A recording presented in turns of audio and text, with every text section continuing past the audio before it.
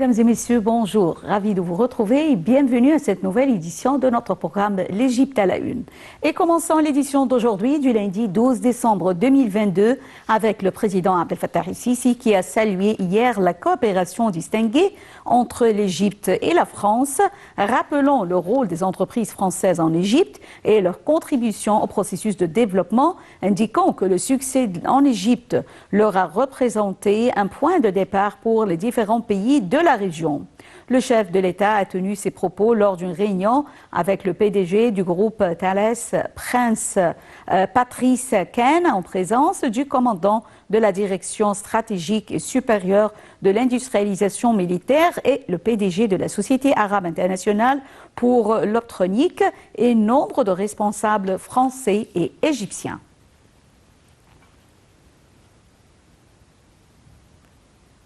Dans son discours au cours du sommet arabo-chinois dans la capitale saoudienne Riyad, le président Abdel Fattah el-Sisi a salué la coopération arabo-chinoise dans tous les domaines, y compris les aspects économiques, de développement politique et culturel, notant que la Chine est le principal partenaire commercial d'un grand nombre de pays arabes. Dalia Karam nous donne plus de détails. Le président Abdel Fattah el-Sisi a appelé au renforcement des partenariats en cours entre les pays arabes et la Chine, affirmant que le sommet arabo-chinois dans la capitale saoudienne de Riyad vendredi était un nouveau point de départ pour la coopération économique entre les deux parties. Lors de son discours au sommet, le président el-Sisi a salué la coopération arabo-chinoise dans tous les domaines, y compris les aspects économiques de développement politique et culturel, notant que la Chine est le principal partenaire commercial d'un grand nombre de pays arabes. Le président a appelé tout le monde à considérer ce sommet comme un nouveau point de départ pour la coopération économique entre le monde arabe et la Chine. Il a appelé à ne ménager aucun effort pour renforcer et soutenir les partenariats arabo-chinois en cours, dont les principaux sont l'initiative La Ceinture et la Route et l'initiative de développement mondial, compte tenu des opportunités d'investissement qu'ils offrent dans divers domaines. Le président el-Sisi a déclaré que la volonté de renforcer la coopération institutionnelle conjointe s'est concrétisée par la création du Forum de coopération sino-arabe en 2004 et que cette volonté a atteint aujourd'hui son apogée avec le premier sommet sino-arabe. Le président a également salué la position équilibrée de la Chine envers la cause palestinienne et le droit légitime du peuple palestinien à établir son État indépendant sur la base des frontières du 4 juin 1967 avec Jérusalem-Est comme capitale. Il a affirmé que la position chinoise à cet égard était très appréciée et respectée par le monde arabe. Le président el-Sisi a renouvelé ses appels à l'Éthiopie pour qu'elle s'engage de bonne foi avec l'Égypte et le Soudan pour parvenir à un accord juridiquement contraignant sur le grand barrage de la Renaissance éthiopienne. Le président a également appelé à placer le dossier de la sécurité de l'eau arabe au sommet des priorités de la coopération arabo-chinoise à l'avenir dans le cadre du Forum de coopération Chine-État arabe. Il a également appelé à une coopération technique, économique et politique pour faire face aux défis arabes de la sécurité de l'eau. Le président a salué la convergence de vues sur les questions régionales entre les parties chinoises et arabes. Le président el-Sisi a enfin appelé les deux parties à coopérer pour faire face aux crises régionales en Libye, en Syrie, au Yémen et dans d'autres régions souffrant du terrorisme afin de mettre fin aux souffrances, d'apporter la paix et la sécurité et de donner la priorité au développement. Le président Abdel Fattah el-Sisi a rencontré jeudi dernier son homologue chinois Xi Jinping en marge du sommet arabo-chinois de Riyad pour la coopération et le développement. Selon le porte-parole officiel de la présidence égyptienne, la réunion a porté sur les moyens de renforcer les relations bilatérales entre l'Égypte et la Chine dans divers domaines, en plus de discuter d'un certain nombre de dossiers régionaux et internationaux d'intérêt commun. Le président Abdel Fattah el-Sisi a rencontré jeudi le président chinois Xi Jinping à Riyad, en marge du sommet arabo-chinois pour la coopération et le développement.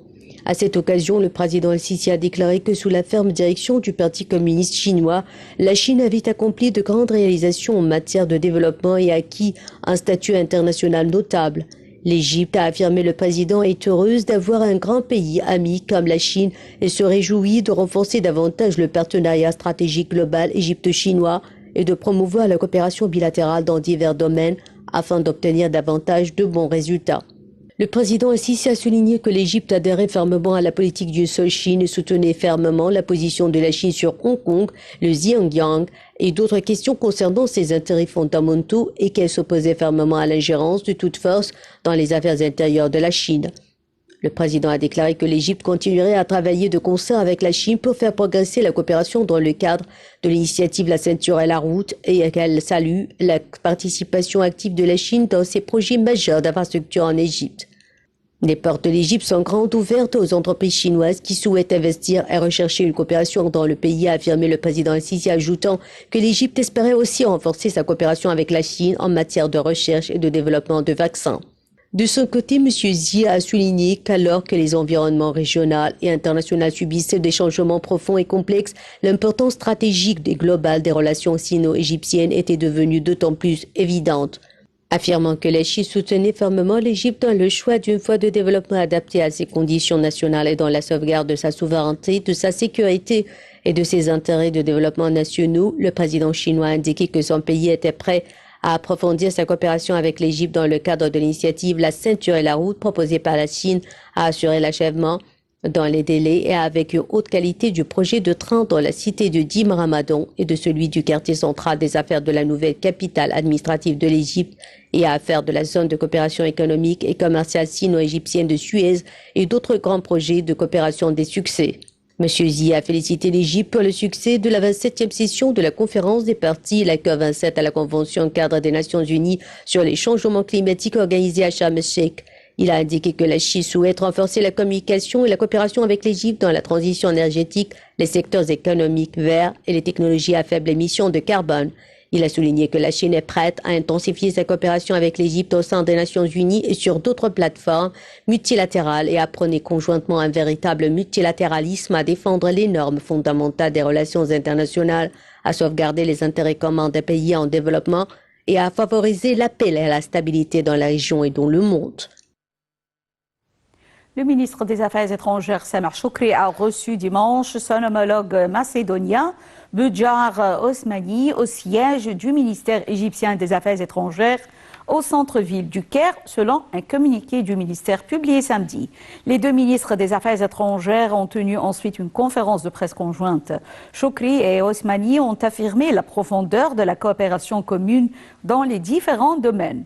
Lors d'une conférence de presse organisée dimanche au Caire, M. Shoukry a indiqué que les pourparlers ont porté sur le renforcement des relations politiques, économiques et culturelles, ainsi que sur la coopération entre les pays du groupe des partenaires méditerranéens de l'Organisation pour la sécurité et la coopération en Europe, OSCE, présidée par la Macédoine, affirmant que l'Égypte a des relations prolongées avec l'OSCE.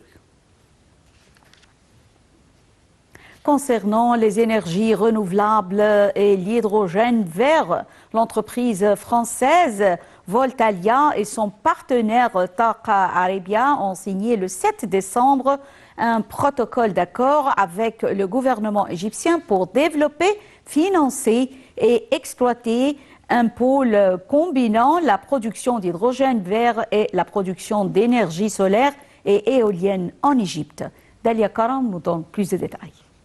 Taqa Arabia a récemment annoncé le début de la construction d'une centrale solaire de 7 MW pour le compte de la société égyptienne Ascom, contribuant ainsi à la décarbonisation du secteur industriel du pays. Voltalia et son partenaire Taqa Arabia ont signé le 7 décembre un protocole d'accord avec le gouvernement égyptien pour développer, financer et exploiter un pôle combinant la production d'hydrogène vert et la production d'énergie solaire et éolienne en Égypte. Le projet initial comprendra une installation de production d'hydrogène vert d'une capacité de 15 000 tonnes par an sur un site vierge près du port de Ain Sorna dans la zone économique du canal de Suez. Cette production se fera grâce à un électrolyseur de 100 MW alimenté par 283 MW d'énergie renouvelable. Sébastien Clerc, PDG de Voltalia, a déclaré qu'ils étaient extrêmement heureux d'avoir signé ce protocole d'accord. Il a rappelé que Voltalia est active en Égypte depuis 2017 et a développé, construit et exploité son projet AA Solar au sein du cluster de Benban.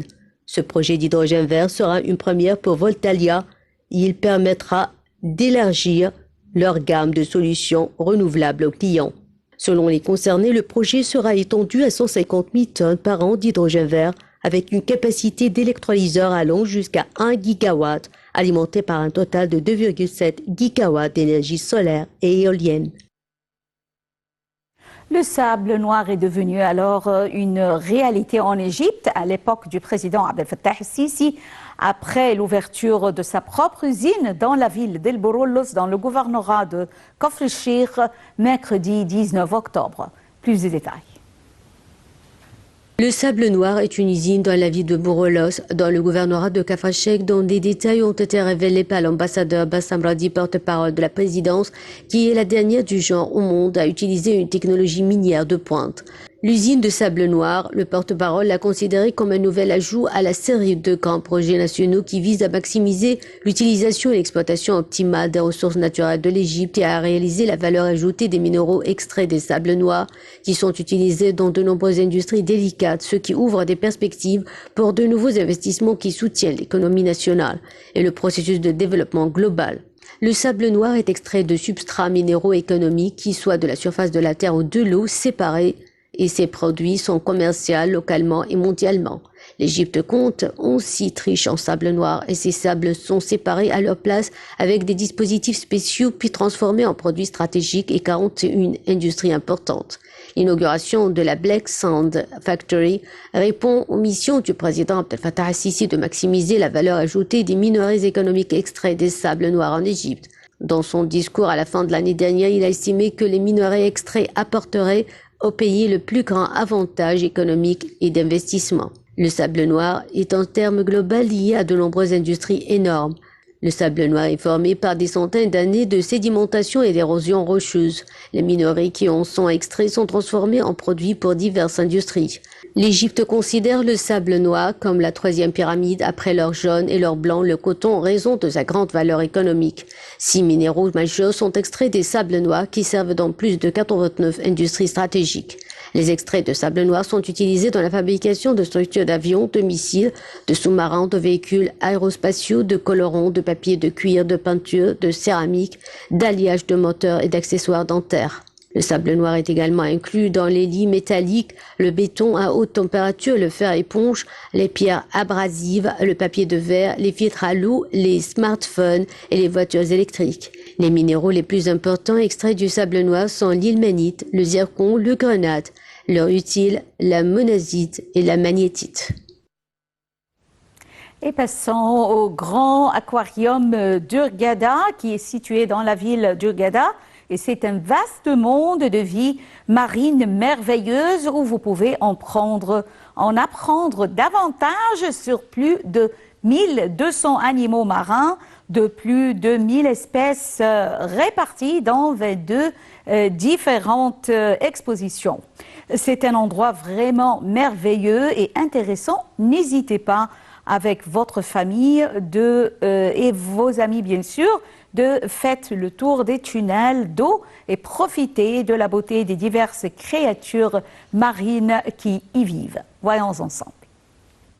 Au cœur d'Hurghada, dans la région touristique de Magawish, le grand aquarium d'Hurghada est le plus grand aquarium de ce type au Moyen-Orient et en Afrique du Nord et le 7e au monde.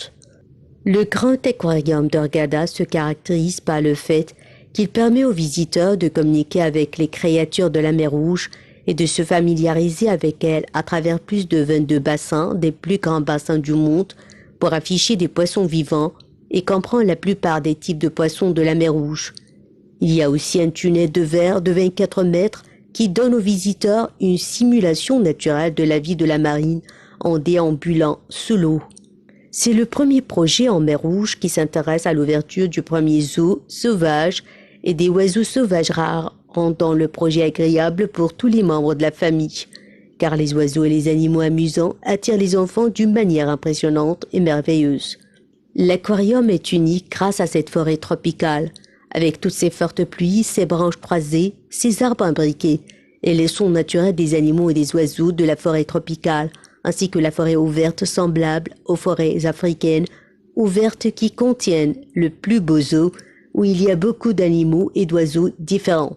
Il y a aussi une salle où se trouvent de nombreux fossiles marins rares et des structures de baleines de taille naturelle.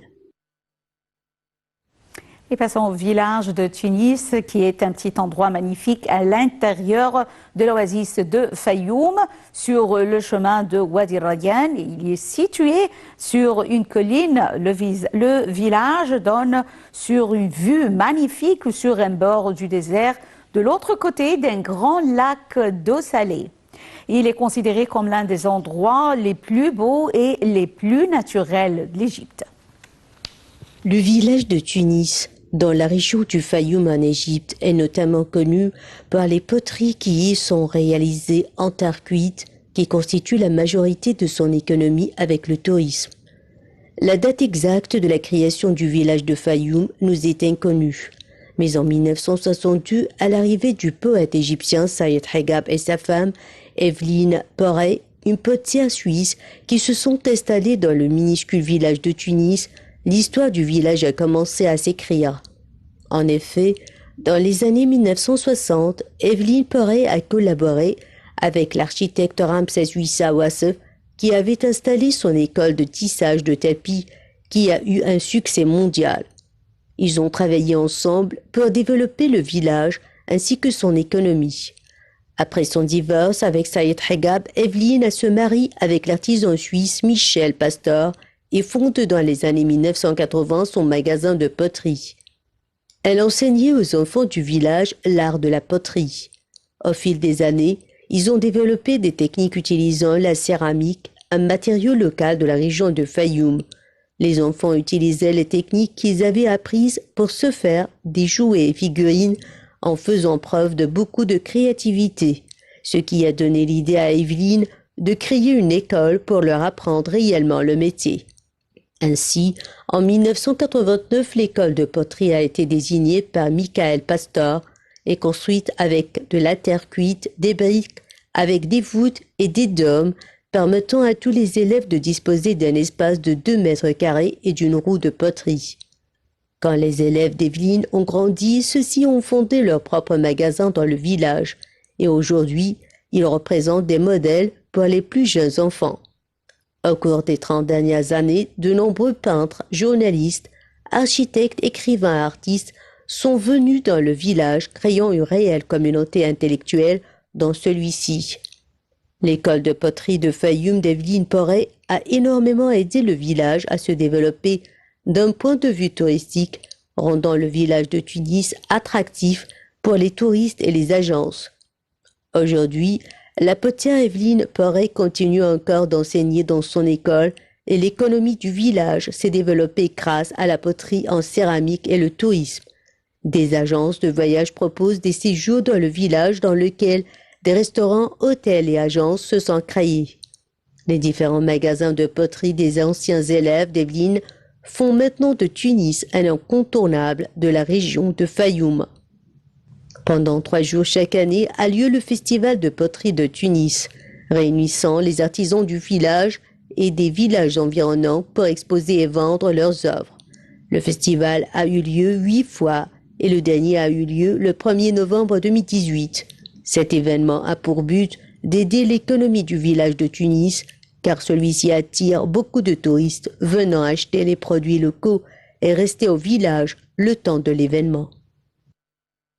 Avec ses vaches et ses tortues marines, la station balnéaire de Marsa Alam en Égypte se rêve d'une ville verte où fleurira l'écotourisme. Alors, le projet porté par le gouvernement égyptien a progressé il y a quelques mois. Voyons ensemble.